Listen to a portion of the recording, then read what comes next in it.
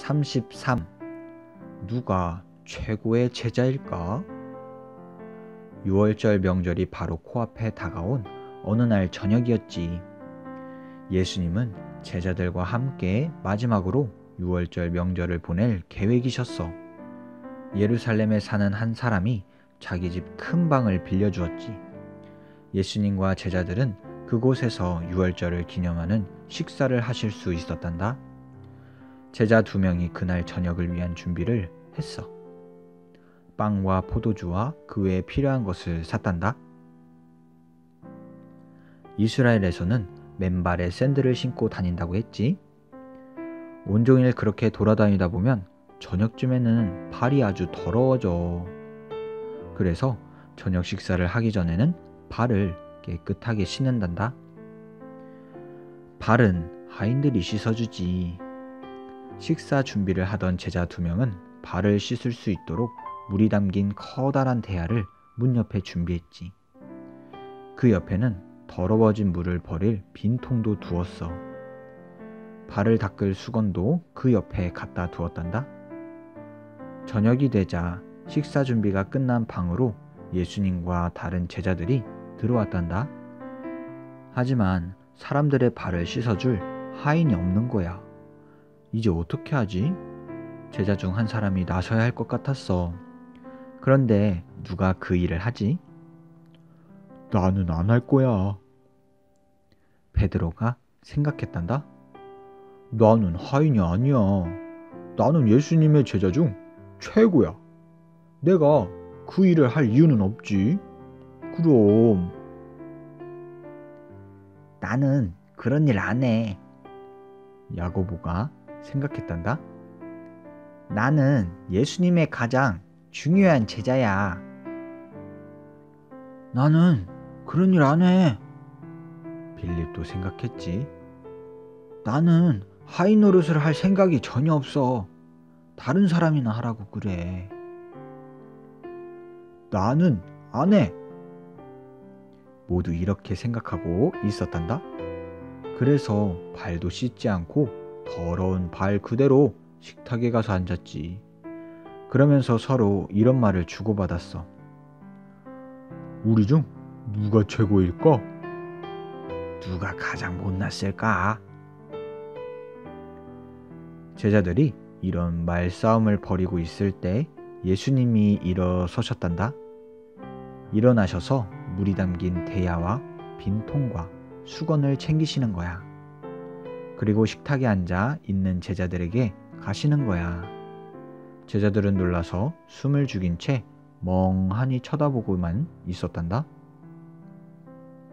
예수님은 빌립 앞에 무릎을 꿇고 앉으셨지. 그리고 그의 발을 씻어주시고 닦아주셨어. 빌립은 아무 말도 못했단다. 자신이 너무 부끄러웠거든. 예수님이 하인이 되신 거야.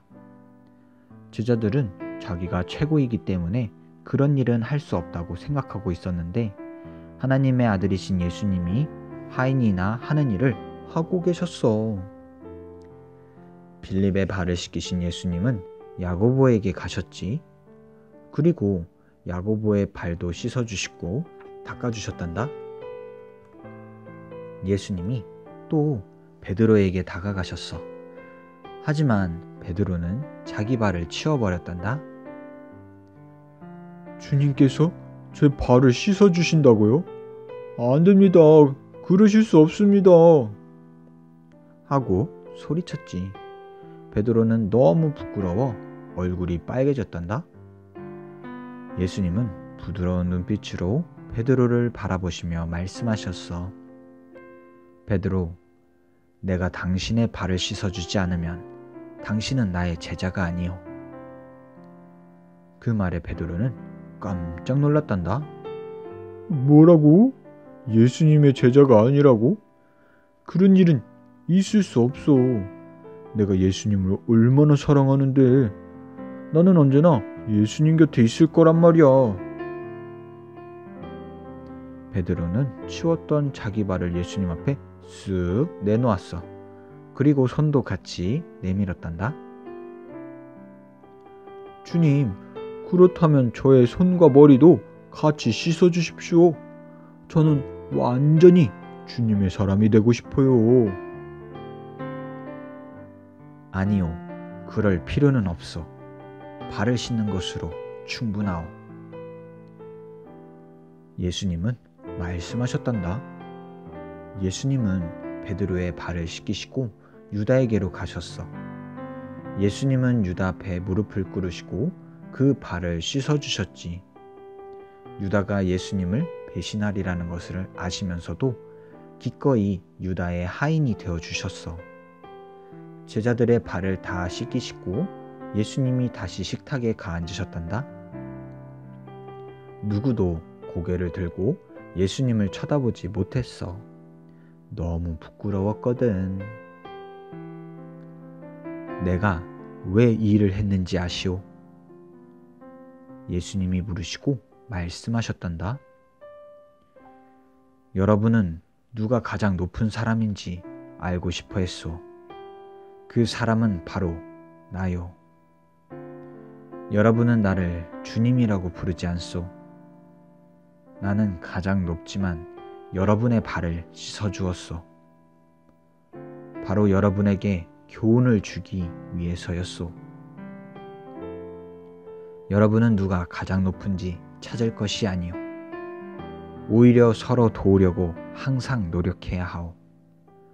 하기 힘든 일일수록 서로를 위해 나서서 하려고 해야 하오. 다음번에 또 이런 귀찮고 힘든 일이 생겼을 때 제자들이 이번 일을 기억할까?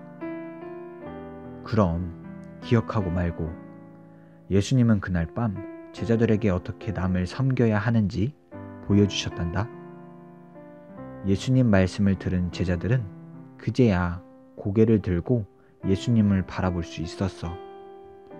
11명의 제자들은 이렇게 생각했지.